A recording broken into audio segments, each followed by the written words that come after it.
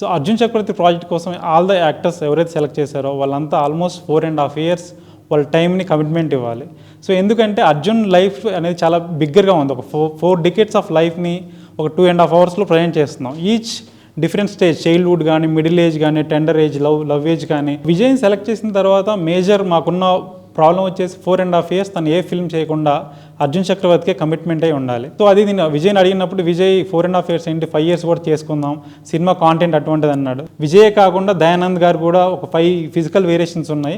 Durgesh character అవుతుందో అది కూడా 5 physical వేరియేషన్స్ ఉన్నాయి. So all the actors 4.5 years కమిట్మెంట్గా ఈ సినిమాతో హోల్డ్ చేయడమే మాకు స్టార్టింగ్లో ప్రాబ్లం అనిపించింది. బట్ ఆల్ ద యాక్టర్స్ అందరూ చాలా కంఫర్ట్గా కమిట్మెంట్ ఇచ్చి అందరూ వర్క్ చేశారు. సో విజయ్ని సినిమా మొత్తం చూశాక నాకు విజయ్ ఎక్కడ కనిపించలేదు. Complete each and every frame Arjun Chakravarthy కనిపించాడు. మా గురువు గారి స్టోరీని ఏదైతే ఇన్స్పైర్ అయ్యి ఈ సినిమా తీశానో, ఈ జర్నీ అంతా స్క్రీన్ మీద చూసేసరికి నాకు చాలా ఆనందంగా ఎమోషనల్ అయిపోయింది.